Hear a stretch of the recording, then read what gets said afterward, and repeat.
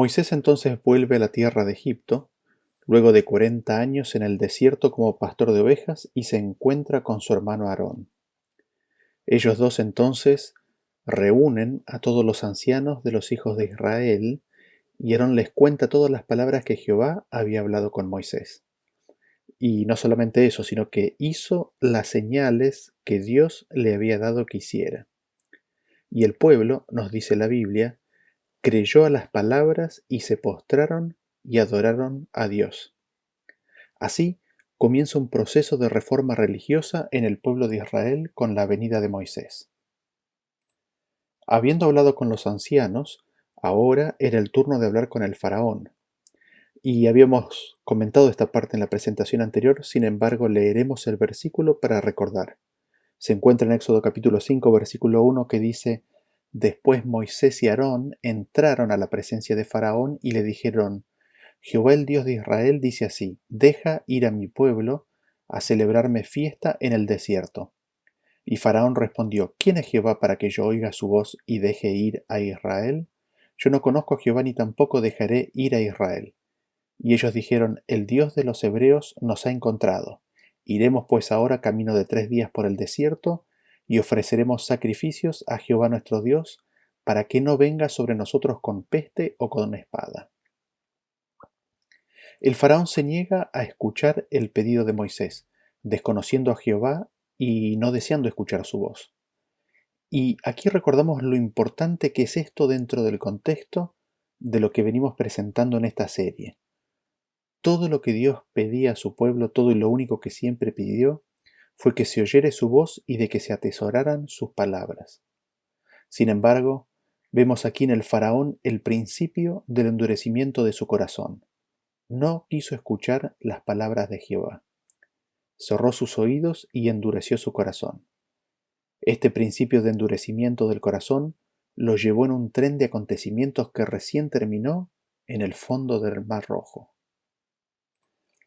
El mensaje dado al faraón trae como primera consecuencia un endurecimiento en la opresión que sufre el pueblo de Israel. Leemos en el versículo 4, un poquito más adelante ahí, que dice que entonces el rey de Egipto les dijo: Moisés y Aarón, ¿por qué hacéis cesar al pueblo de su trabajo? Volved a vuestras tareas. Dijo también Faraón: He aquí el pueblo de la tierra es ahora mucho, y vosotros les hacéis cesar de sus tareas. Y mandó Faraón aquel mismo día a los cuadrilleros del pueblo que lo tenían a su cargo y a sus capataces, diciendo: De aquí en adelante no daréis paja al pueblo para hacer ladrillo, como hasta ahora. Vayan ellos y recojan por sí mismos la paja. Notamos dentro de lo que dice el faraón que ahora, como resultado del mensaje de Moisés, el pueblo reposa de sus tareas. Esta palabra cesar o reposar es la raíz de la palabra sábado, en donde se denota que ellos cesan de sus actividades. Entendemos así entonces que una de las primeras reformas que se hacen para preparar al pueblo para salir de la esclavitud y entrar en la tierra prometida consiste en cesar de las obras, consiste en descansar, en guardar el séptimo día de reposo. Así adoraron a Dios. Y lo que hace el faraón dada esta situación es darle más trabajo como para asegurarse que también el sábado estuvieran ocupados, teniéndose ahora que además de cumplir con la misma cuota de ladrillos, buscarse ellos mismos la paja para hacer el ladrillo. La demanda de cada día, así incrementada, al no poder ser cumplida, muestra que una de dos: o ellos ya estaban al límite o muy cerca del límite de su capacidad de tareas, o que la tarea adicional era desproporcionada.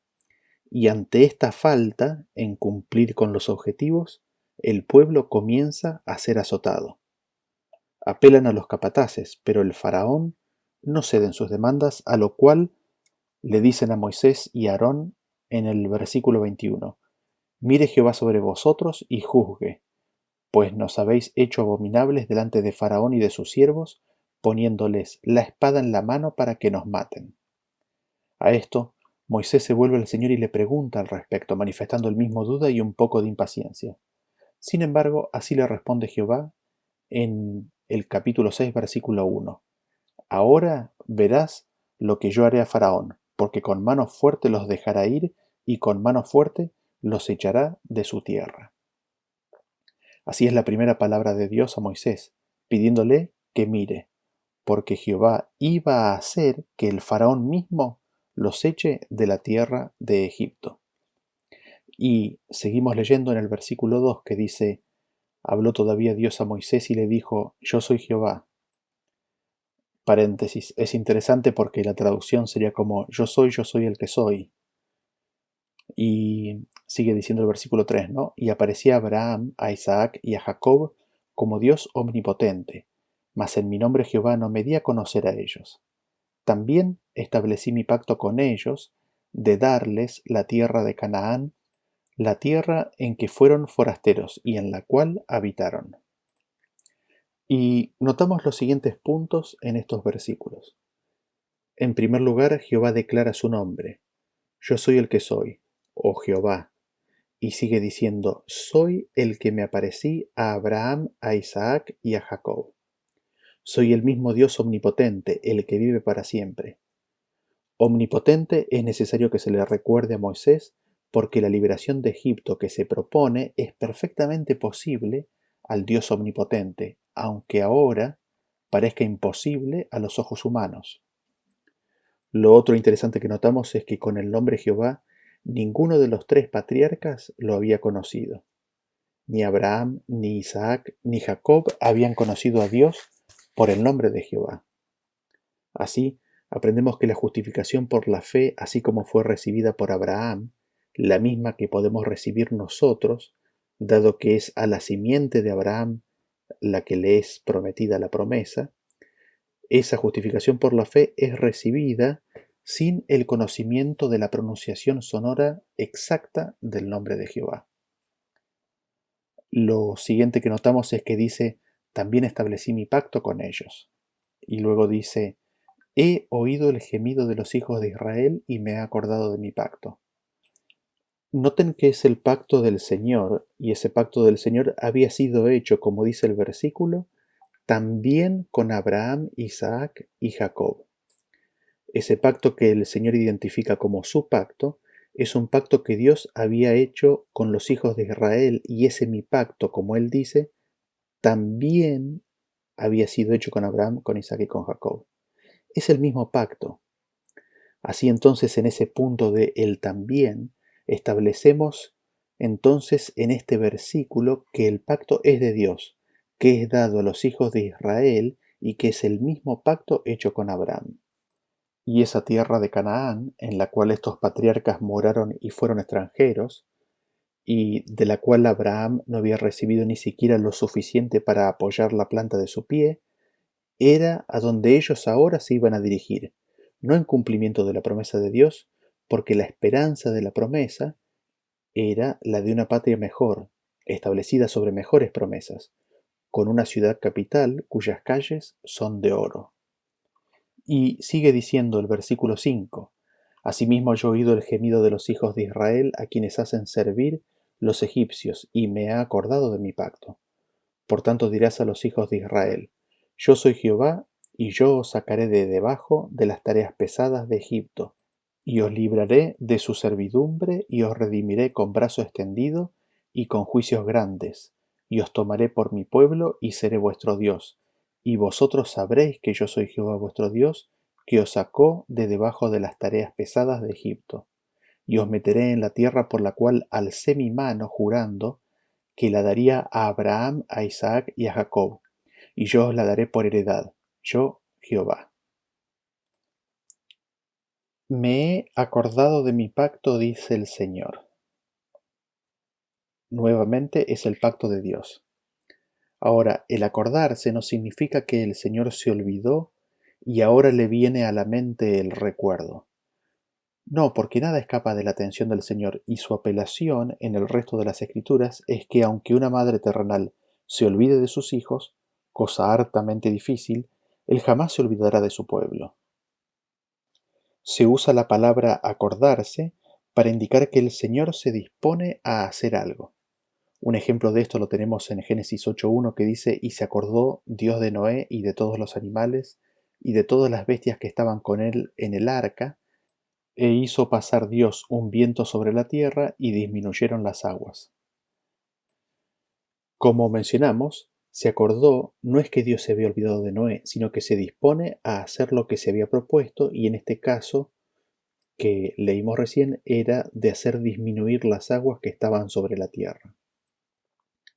Así, con Moisés y el pueblo de Israel, Dios se dispone ahora, se prepara a cumplir, a ejecutar su pacto. ¿Y en qué consistía este pacto que también había sido hecho con Abraham? Recordemos brevemente este pacto que Dios hizo con Abraham para ver qué es lo que Dios se proponía hacer con su pueblo y qué es lo que pensaba cumplir a su pueblo, ¿no? A Abraham Dios lo llama, le hace un llamado, le dice, vete de tu tierra, salí de la zona de influencia de Babilonia, salí de ahí y ve a una tierra que te mostraré, y voy a hacer de ti una nación grande, porque de ti saldrá la simiente prometida, Cristo, y a esa simiente, a Cristo, le daré esta tierra, todo lo que ves, la tierra entera. Se la daré renovada, es decir, hecha nueva, y te la daré para siempre. Y a todos los que acepten a tu simiente, a Cristo, y que sean revestidos de Cristo, vendrán a ser uno con Cristo, y tanto a Él como a ti y a la gran multitud que acepte a Cristo, les daré la vida eterna y una nueva tierra en la cual morarán para siempre. En la aceptación de la palabra de Dios, en la aceptación de Cristo, en guardar su palabra y atesorarla, se asegura el perdón de los pecados y la gracia y el poder para poder caminar con Dios. Eso fue lo que Dios le prometió a Abraham. Así, Dios le predicó el Evangelio a Abraham, y Abraham oyó la voz de Dios y guardó y atesoró su palabra.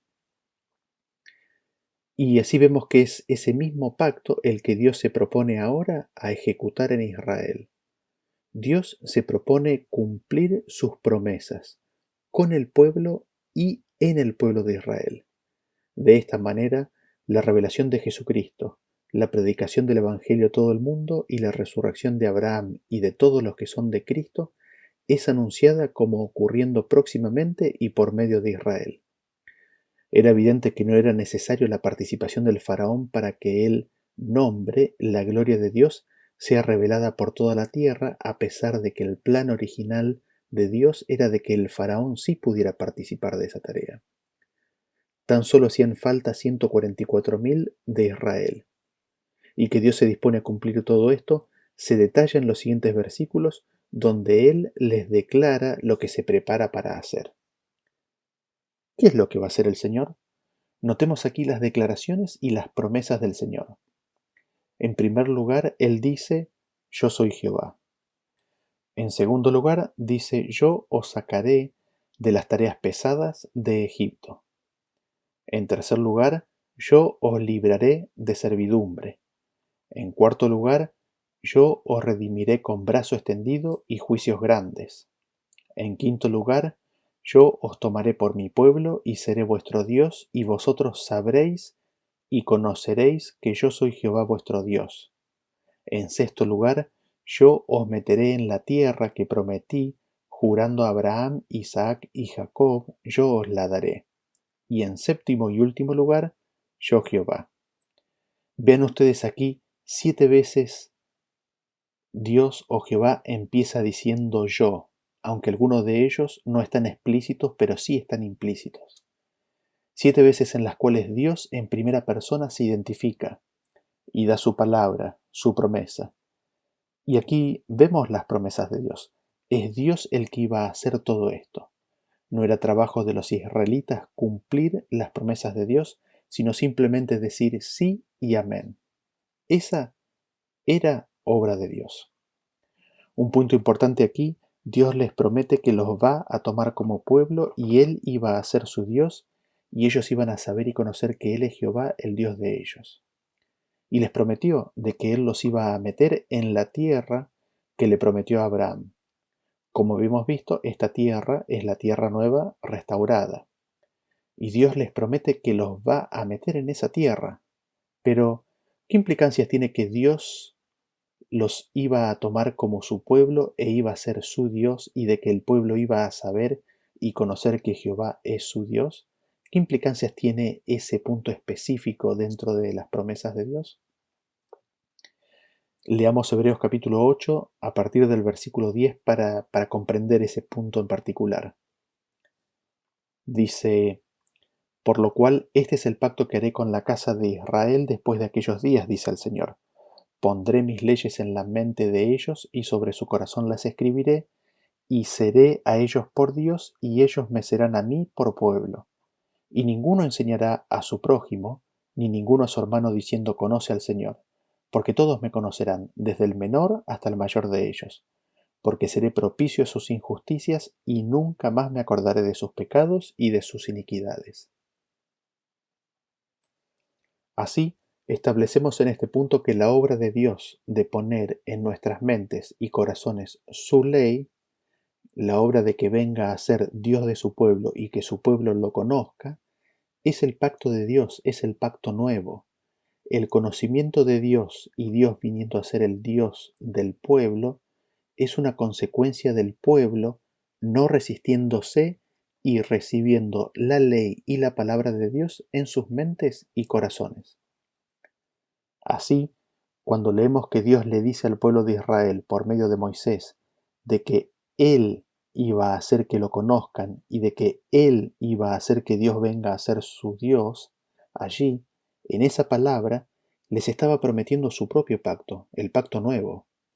Dios les iba a perdonar sus pecados e iniquidades y les iba a dar su espíritu, y por medio de su espíritu iba a grabar su ley en sus corazones, y al hacer esto iban a conocer realmente a Dios. Esto se proponía hacer Dios para con ellos. Esa es la promesa que ellos reciben de que Dios iba a hacer al liberarlos de la opresión de Egipto. Es la liberación espiritual lo que Dios les promete en este punto en particular. ¿Y cómo reacciona el pueblo de Israel? Seguimos leyendo ahora en el versículo 9 dice: de esta manera, como leímos recién, habló Moisés a los hijos de Israel, pero ellos no escuchaban a Moisés a causa de la congoja de espíritu y de la dura servidumbre. Ahí vemos que el pueblo no escucha el mensaje de Dios. Por causa de la dura servidumbre y la congoja de espíritu, no escuchan lo que Dios les promete por medio de Moisés.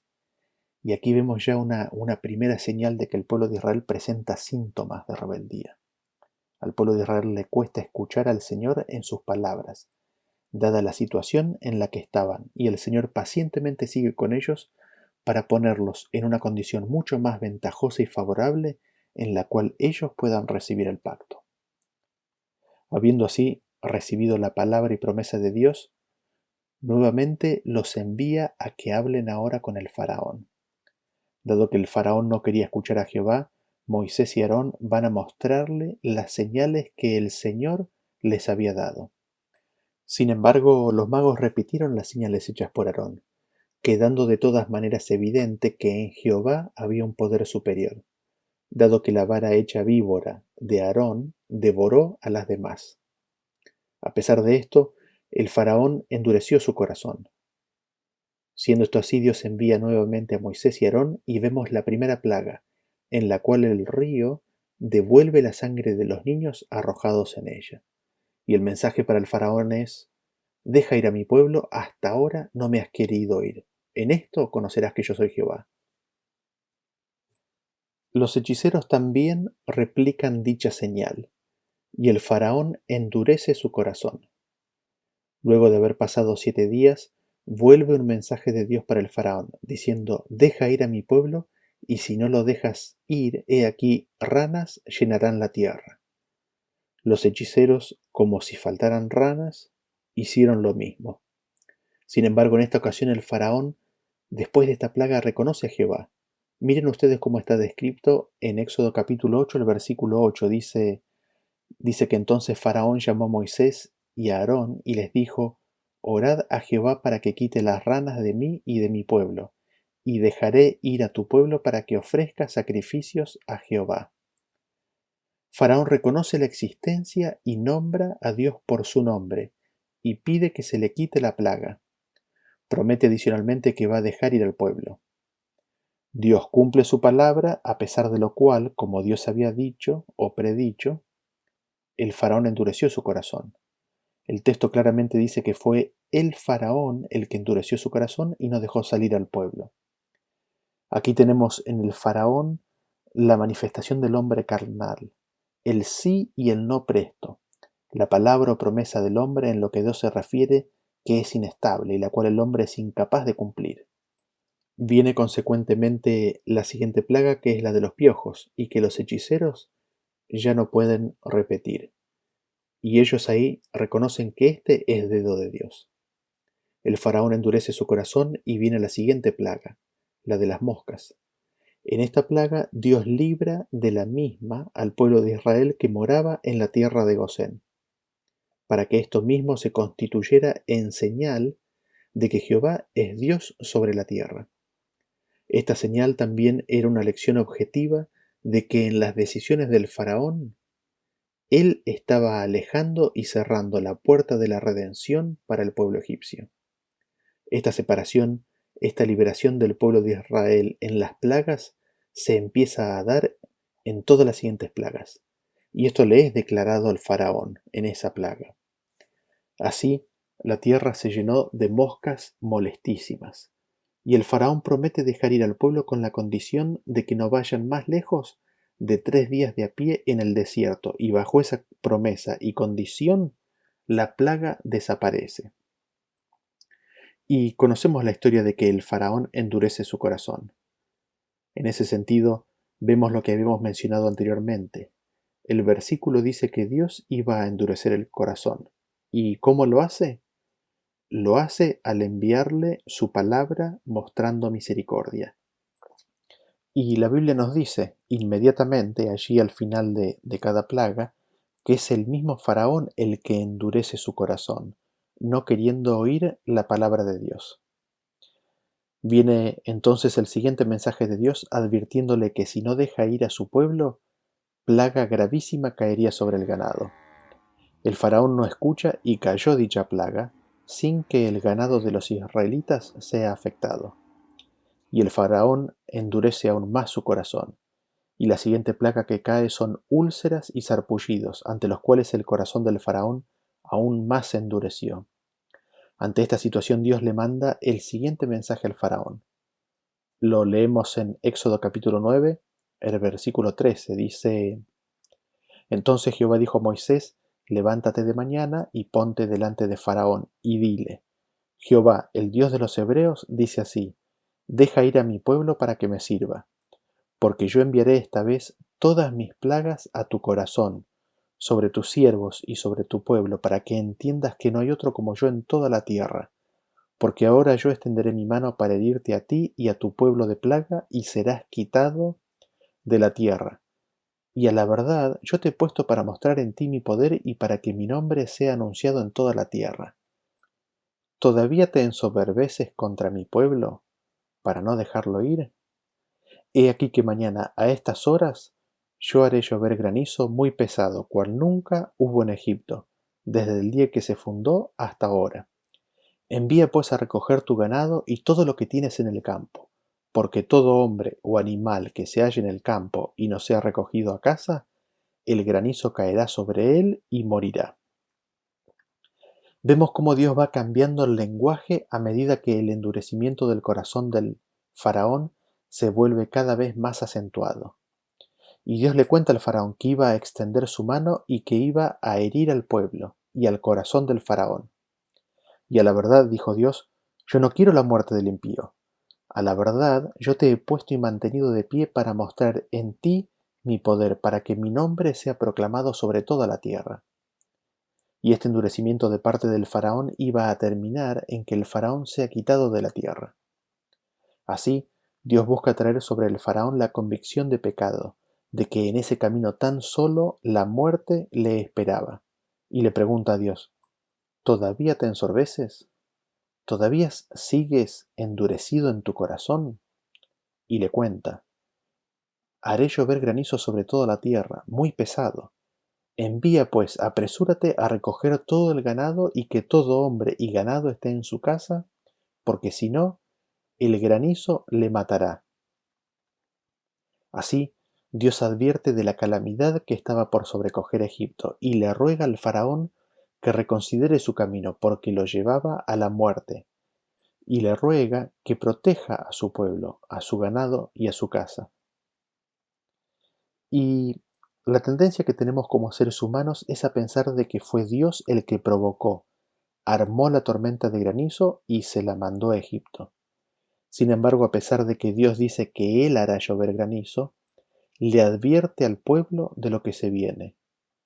¿Y cómo es que Dios hace llover granizo y al mismo tiempo advierte sobre el mismo y les manda a todos que se protejan? ¿Cómo es esto? Leamos el siguiente versículo que nos va a permitir poder entender un poco más esto. Eh, Leemos Salmos capítulo 78 a partir del versículo 43. Dice: Cuando puso en Egipto sus señales y sus maravillas en el campo de Zoán, y volvió sus ríos en sangre y sus corrientes para que no bebiesen, envió entre ellos enjambres de moscas que los devoraban, y ranas que los destruían. Dio también a la oruga sus frutos y sus labores a la langosta. Sus viñas destruyó con granizo y sus higuerales con escarcha. Entregó al pedrisco sus bestias y sus ganados a los rayos, y envió sobre ellos el ardor de su ira, enojo, indignación y angustia, un ejército de ángeles destructores. En la descripción de todas estas plagas, vemos que Dios envía sobre ellos el ardor de su ira, enojo, indignación y angustia. En ese sentido, a pesar de que no vamos a definir bíblicamente esos términos en esta presentación, solo quisiera resaltar que el ardor de su ira en Él, ¿no? En Dios es también angustia o incluye angustia. Su espíritu, el espíritu del Santo de Israel, es decir, de Cristo, estaba angustiado por todo lo que estaba sucediendo. Y todo eso que estaba sucediendo, nos dice el versículo, es porque envió sobre ellos un ejército de ángeles destructores. La versión de 1909 de la Reina Valera dice que envió ángeles malos. Evidentemente, estos no son ángeles buenos. La palabra en el original significa en sí mal o malo. Si miramos a la palabra enviar, veremos que significa misión en sentido abstracto y favorable, y también significa en sentido desfavorable, como lo vemos aquí en este caso de Egipto, significa en forma concreta enviar, liberar un ejército, dejarlo suelto. Vemos así que todas estas plagas que vinieron como consecuencia de que Dios libera, permite, deja actuar a un ejército de ángeles malos y destructores. Puesto esto en otras palabras, había un ejército de vientos, espíritus o ángeles destructores que se cernían sobre los 4 extremos de la tierra de Egipto. Sin embargo, los ángeles de Dios sostenían a estos vientos destructores.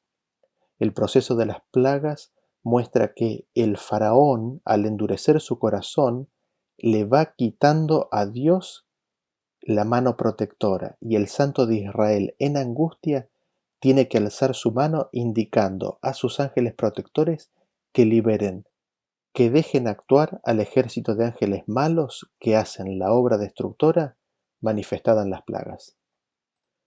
Así, Dios en su misericordia avisa al faraón y al pueblo consiguientemente de lo que iba a suceder al él entregarlos bajo el dominio de a quienes ellos estaban eligiendo servir en la persona del faraón.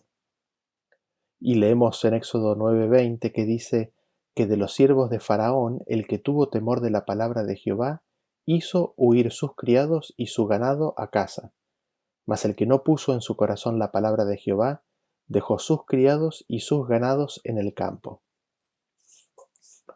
Así, nuevamente vemos que la salvación viene por recibir la palabra de Jehová y ponerla, atesorarla en el corazón.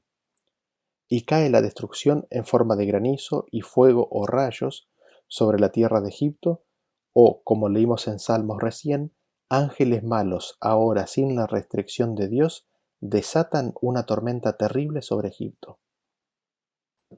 Y vemos que el faraón ahora reconoce cómo es la condición de cada uno.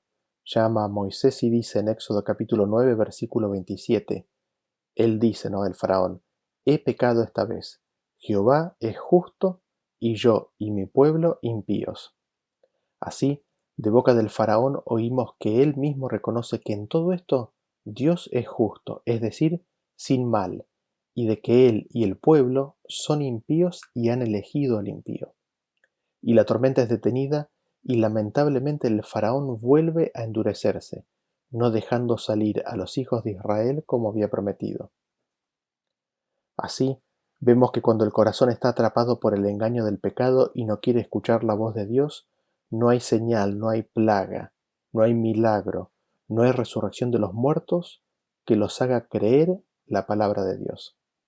Es las circunstancias y el anhelo de librarse de las consecuencias de sus acciones los que los hace implorar la protección de Dios. Sin embargo, tan pronto como desaparecen las circunstancias desalentadoras, el corazón está listo para olvidarse de Dios. Así, viene sobre Egipto la siguiente plaga, la plaga de las langostas. Los siervos del faraón apelan ante él a que deje ir al pueblo, dado que Egipto ya estaba destruido. A pesar de eso, tan solo una intensificación de la plaga de las langostas es lo que termina finalmente convenciendo al faraón de dar su tan cambiante palabra. Y allí reconoce el faraón que ha pecado ante Dios. Quita Dios la plaga, pero el faraón vuelve a endurecer su corazón y no deja salir a Israel. Así se manifiesta la siguiente plaga, la plaga de la oscuridad, que viene a ser una declaración manifiesta de que en la tierra de Egipto Jesús, que es la luz que alumbra a este mundo, estaba siendo expulsado. Esa luz que alumbra a cada hombre, es decir, que alumbraba también al faraón y a cada egipcio, estaba siendo apagada. Y es ahí en esa plaga cuando el faraón advierte a Moisés que la próxima vez que viere su rostro moriría, cortando así el medio por Dios establecido para comunicarse con él.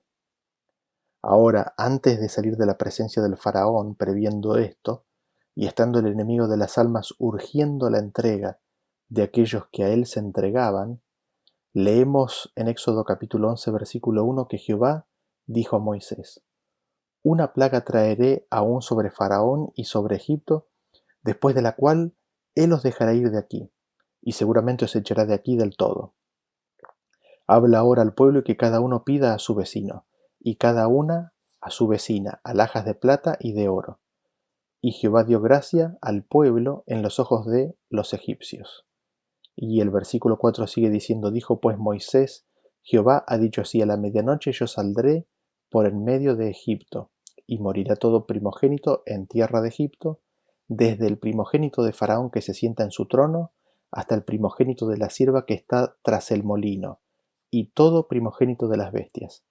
Y habrá gran clamor por toda la tierra de Egipto, cual nunca hubo ni jamás habrá. Vemos así que Dios prevé que al retirar su protección sobre los primogénitos y estos muriendo, el faraón iba a dejarlos salir. Sin embargo, es Dios el que se arroga la acción, porque Él pone en movimiento la serie de eventos que culminarán en la muerte de los primogénitos. Por eso Jehová dice, yo saldré por en medio de Egipto y morirá todo primogénito. Su salir por en medio de Egipto iba a traer como consecuencia la muerte de los primogénitos. Habiendo entonces Moisés comunicado esto al faraón, se retira enojado de la presencia del mismo. Así, la misericordia de Dios había tan solo endurecido el corazón del faraón, y se estaba ante una crisis de grandes proporciones. Grandes eventos se perfilaban para las próximas horas, y para ello el pueblo debía prepararse. Había de prepararse espiritualmente para la Pascua, la liberación de la esclavitud. Habían de prepararse a través de un retiro espiritual, a través de la Pascua. Y es en esta celebración de la Pascua que iban a poder manifestar su fe personal en Cristo como líder y protector del pueblo. Iban a poder manifestar su fe y era esa fe la que los iba a proteger de la calamidad venidera. Como hemos visto hasta aquí, Moisés y los hijos de Israel estaban siendo llamados a ser herederos de las mismas promesas que hemos recibido nosotros hoy en día y de las mismas promesas hechas a Abraham. Y dichas promesas eran tan solo posibles en Cristo y por medio de Cristo, tanto como para nosotros. Y dichas promesas habían de ser recibidas por medio de la fe en Cristo. Cristo, tanto en aquella época como hoy, es la verdadera y la única cabeza de su iglesia. Y la iglesia, a través de todos los tiempos, con la sola excepción de sus 3 años y medio de ministerio en la tierra, siempre tuvo la presencia invisible de Cristo como su líder. Tanto en aquellos días como hoy, es la presencia invisible de Cristo la que dirige a su pueblo. Y ellos iban a manifestar fe en Cristo mediante la celebración de la Pascua. Esta iba a ser su última noche en Egipto. Así leemos en Éxodo a partir del versículo 1 que dice: Habló Jehová a Moisés y a Aarón en la tierra de Egipto diciendo: Este mes os será principio de los meses, para vosotros será el primero en los meses del año. Hablad a toda la congregación de Israel diciendo: En el día 10 de este mes tómese cada uno un cordero según las familias de los padres, un cordero por familia. Mas si la familia fuere tan pequeña que no baste para comer el cordero, entonces él y su vecino inmediato a su casa tomarán uno según el número de las personas, conforme al comer de cada hombre. Haréis la cuenta sobre el cordero. El animal será sin defecto, macho de un año, lo tomaréis de las ovejas o de las cabras, y lo guardaréis hasta el día 14 de este mes, y lo inmolará toda la congregación del pueblo de Israel entre las 2 tardes. Y tomarán de la sangre y la pondrán en los 2 postes y en el dintel de las casas en que lo han de comer. Y aquella noche comerán la carne asada al fuego y panes sin levadura, con hierbas amargas lo comerán. Y sigue en el versículo 11: y lo comeréis así, ceñidos vuestros lomos, vuestro calzado en vuestros pies, y vuestro bordón en vuestra mano, y lo comeréis apresuradamente. Es la Pascua de Jehová. Pues yo pasaré aquella noche por la tierra de Egipto, y heriré a todo primogénito en la tierra de Egipto, así de los hombres como de las bestias, y ejecutaré mis juicios en todos los dioses de Egipto. Yo Jehová. Y la sangre os será por señal en las casas donde vosotros estéis, y veré la sangre y pasaré de vosotros, y no habrá en vosotros plaga de mortandad cuando hiera la tierra de Egipto. Notemos varios aspectos de este pasaje. En primer lugar, iban a tomarse un cordero de un año, macho, sin defecto, símbolo de Cristo. Dicho cordero sería separado en cada familia el día 10. El día 14 lo inmolará la congregación entre las 2 tardes, esto es después de la mañana, pero antes de la puesta del sol. Iban a tomar de la sangre y la iban a poner en los 2 postes y en el dintel de las casas de aquellos que iban a comer del cordero. En segundo lugar, notamos que la sangre del cordero derramado no los iba a salvar. La sangre derramada y luego aplicada a los postes y al dintel de la casa eran tan solo una señal. Esto, como leemos, les fue explicado. No era la sangre del cordero lo que los iba a salvar, dado que era tan solo una señal, una marca. Dicha sangre del cordero aplicada a los postes y dinteles eran tan solo la señal y la marca de su fe en Cristo Jesús como su Salvador. Porque así nos declaran las Escrituras. En 1 de Pedro 1:18 dice: sabiendo que fuisteis rescatados de vuestra vana manera de vivir, la cual recibisteis de vuestros padres, no con cosas corruptibles como oro o plata, sino con la sangre preciosa de Cristo, como de un cordero sin mancha y sin contaminación. Y leemos en 1 Corintios 5:7: porque nuestra Pascua, que es Cristo, ya fue sacrificada por nosotros. Vemos así entonces que la sangre del cordero en los dinteles era la señal de la fe en el Cordero de Dios. Así, Leemos de Moisés y seguramente del pueblo, en Hebreos 11:27 que dice, por la fe dejó Egipto, no temiendo la ira del rey, porque se sostuvo como viendo al invisible. Por la fe celebró la Pascua y la aspersión de la sangre, para que el que destruía a los primogénitos no los tocase a ellos. Por la fe en el invisible, en Dios el Padre, quien se dispuso de propiciación, el Cordero de Dios que quita el pecado del mundo, es decir, Cristo Jesús, también invisible, ellos celebraron la Pascua. Ahora, habiendo visto que la sangre del Cordero era tan solo una marca o señal, podríamos preguntarnos, ¿por qué la sangre? El Cordero, aparte de ser símbolo de Cristo, ¿de qué era señal más específicamente la sangre? Nosotros leemos en Levítico 17:11 que dice que la vida de la carne en la sangre está. Así, la sangre del Cordero viene a ser la señal de la vida inmaculada de Cristo. Es en su sangre, en su vida, que tenemos redención para perdón de pecados. La vida de Cristo es la que nos limpia de todo pecado. La vida de Cristo, como habíamos cubierto anteriormente, es la justicia de Dios.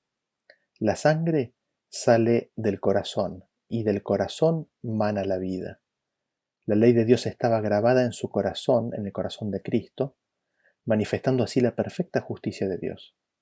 Por eso, hablando de Jesús, leemos en Salmos 48 que dice, el hacer tu voluntad, Dios mío, me ha agradado, y tu ley está en medio de mi corazón. He anunciado justicia en grande congregación.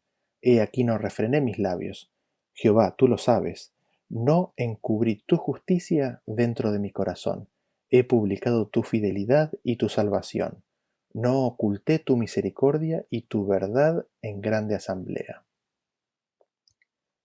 Así, la ley de Dios estaba grabada, guardada, atesorada en el corazón de Cristo. Y Él se deleita en hacer la voluntad del Padre. Dicha ley es la justicia de Dios guardada en su corazón, y mana del corazón. Así, la aplicación de la sangre del Cordero a los postes y el dintel de la puerta es la aplicación de la vida de Cristo que emana de su corazón. Aplicar la sangre del Cordero significa, como les fue explicado a los israelitas, la aceptación de la vida de Cristo manifestando la justicia de Dios, la aceptación y atesoramiento de la palabra de Dios en el corazón. Así leemos entonces en Deuteronomio 6, a partir del versículo 4, que dice, Oye Israel, Jehová nuestro Dios, Jehová uno es. Y amarás a Jehová tu Dios con todo tu corazón y de toda tu alma y con todas tus fuerzas. Y estas palabras que yo te mando hoy estarán sobre tu corazón, y las repetirás a tus hijos, y hablarás de ellas estando en tu casa y andando por el camino, y al acostarte y cuando te levantes. Y las atarás como una señal en tu mano, y estarán como frontales entre tus ojos, y las escribirás en los postes de tu casa y en tus puertas. Las palabras que Dios les daba, el mensaje de que Jehová nuestro Dios uno es, y que hemos de amarle con todo nuestro corazón, alma y fuerza, y de que hemos guardar en nuestro corazón todas las palabras de Jehová, habrían de ser atesoradas en el corazón, tenían que ser guardadas, protegidas en el corazón. Y esta acción era señalada o significada en tenerlas en las manos, entre los ojos y en escribirlas en los postes y dinteles de las puertas. Todas estas acciones, las filacterias, el grabarlo o el grabar las palabras en los portales y dinteles de la casa, eran señal, como la sangre, de abrir el oído y recibir la palabra de Dios, guardarla, atesorarla y amarla. Estamos hablando de Cristo, la palabra de Dios. Estamos hablando de la vida de Cristo. Y aquí en Deuteronomio tenemos escrito cómo le fue explicado esto a los hebreos. ¿Y cuál era la obra que tenían que hacer los israelitas?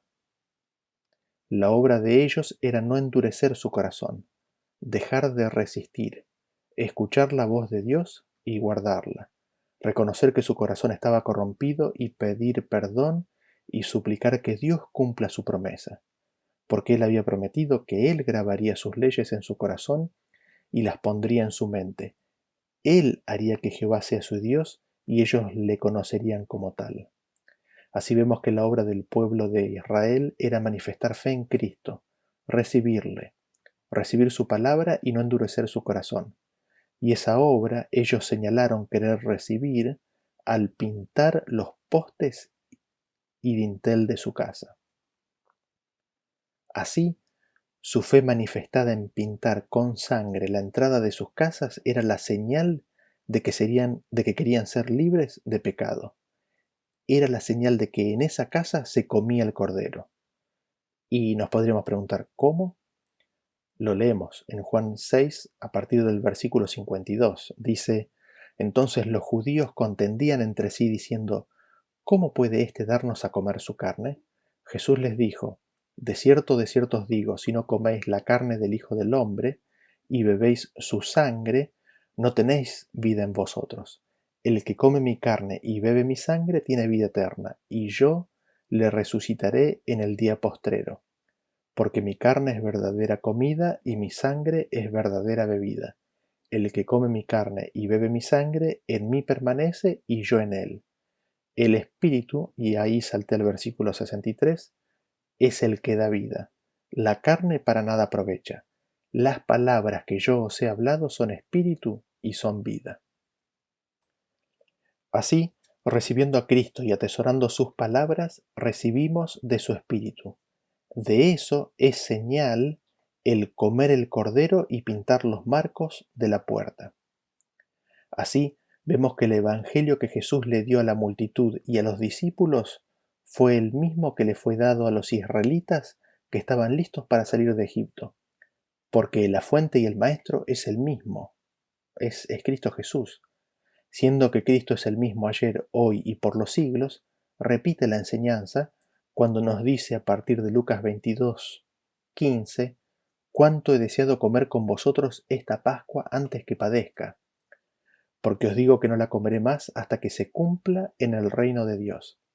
Y habiendo tomado la copa, dio gracias y dijo, tomad esto y repartidlo entre vosotros, porque os digo que no beberé más del fruto de la vid hasta que el reino de Dios venga. Y tomó el pan y dio gracias y lo partió y les dio, diciendo, esto es mi cuerpo, que por vosotros es dado, haced esto en memoria de mí. De igual manera, después de que hubo cenado, tomó la copa, diciendo, esta copa es el nuevo pacto en mi sangre que por vosotros se derrama. Así, vemos que el Evangelio predicado en Egipto, liberación del pecado para todo Israel. El Cordero Pascual iba a morir, pero no bastaba con eso. Había que rociar los marcos de la puerta. Así, Cristo murió por el mundo, pero es necesario que se acepte y se crea que Cristo murió por mí personalmente y en forma individual. Es necesario que acepte su vida y su muerte para mi salvación. Y eso no bastaba. La carne había de comerse. Como recordarán, la sangre en los marcos de la puerta es señal de que el cordero se comía en dicha casa. Así, para alcanzar el perdón de pecados, no basta que creamos en Cristo. Hemos de recibir su palabra por fe como alimento espiritual en forma personal. No otro por mí, sino que yo he de tomar su palabra y su vida como alimento. Cristo nos dice, como leímos, que si no comemos de la carne y bebemos de la sangre del Hijo del Hombre, no tendremos vida eterna. Así como vimos que se cumple en Cristo, también se puede cumplir en nosotros con la recepción y atesoramiento de la palabra, de su palabra. Cuando nosotros recibimos y atesoramos esa palabra, recibimos la vida de Cristo, la justicia de Dios. Recibimos el Espíritu de Dios que graba en nuestros corazones su ley. Y así, mediante Cristo morando en nosotros por medio de su poder, somos transformados a su imagen. Este Evangelio es el que fue predicado en Egipto, y vemos así cómo se une la experiencia del Israel espiritual con aquel que estaba en Egipto. Así vemos que la liberación que Dios estaba obrando en ellos es exactamente la misma que Él quiere obrar en nosotros hoy. Así, Dios el Padre nos une en un Señor y una fe, Cristo estaba presente con ellos tanto como lo está con nosotros hoy.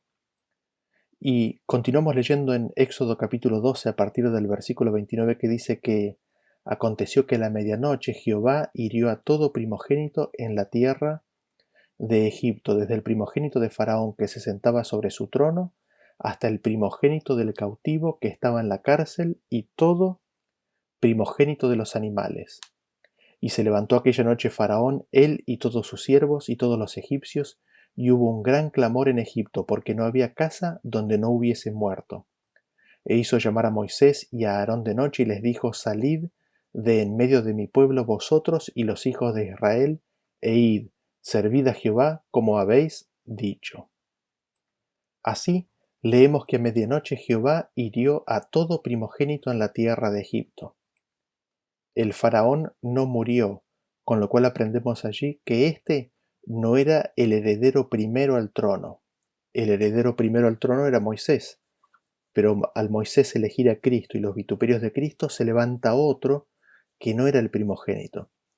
Y nos interesa entender el proceso de cómo esto ocurrió. ¿Cómo fue que Dios hirió a todos los primogénitos? Lo leemos unos versículos más atrás, versículo 23, donde dice: Porque Jehová pasará hiriendo a los egipcios, y cuando vea la sangre en el dintel y en los dos postes, pasará Jehová aquella puerta, y no dejará entrar al heridor en vuestras casas para herir. Allí donde se hubiese manifestado fe en Jesús, nos dice el versículo que Jehová no dejaría entrar al heridor en las casas para herir.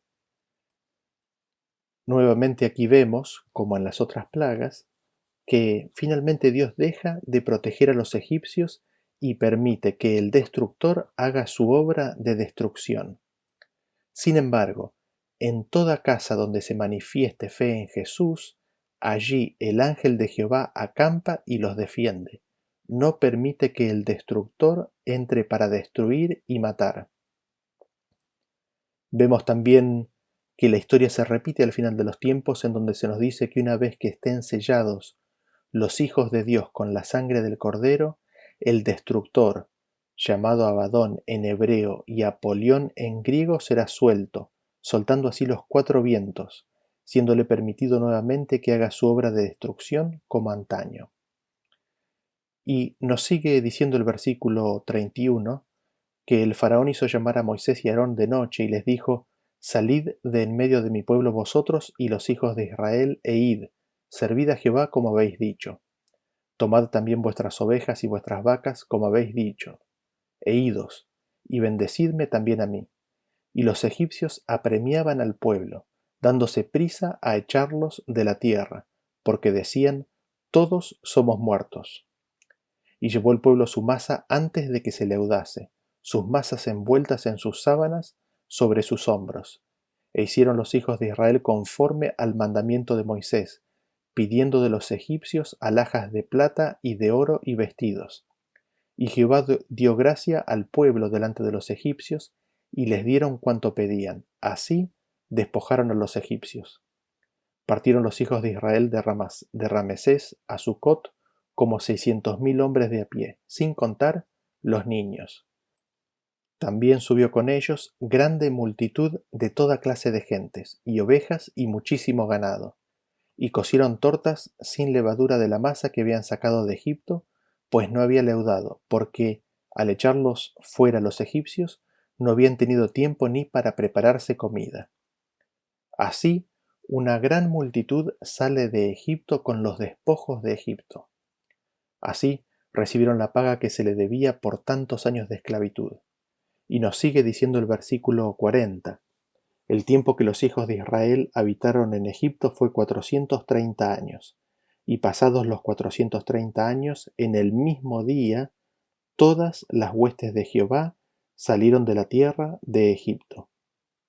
Así vemos que en el mismo día, en exactamente el mismo día, el pueblo de Israel salió de Egipto. Ese mismo día es el día 14 del mes primero, a la tarde. En ese mismo día, pero muchos años antes, ellos habían descendido y entrado en Egipto, pero yendo aún más atrás, en ese mismo día había sido cuando Dios le había dado la promesa, su pacto a Abraham, exactamente ese mismo día, el día 14 del mes primero. Y así vamos concluyendo con este tema. Vemos que Dios obró en Egipto la misma obra espiritual que quiere hacer con nosotros hoy en día. Hoy, como hace más o menos 3500 años atrás, Dios quiere que pongamos nuestra fe en Cristo Jesús, que le abramos la puerta de nuestro corazón a su presencia, a sus palabras, a su bendición, a su pacto, para liberarnos de la esclavitud del pecado y darnos la tierra prometida en heredad para siempre. Que Dios nos ayude y que nos cambie el corazón carnal y nos dé un corazón presto para recibir su palabra y promesa. Hasta el próximo tema.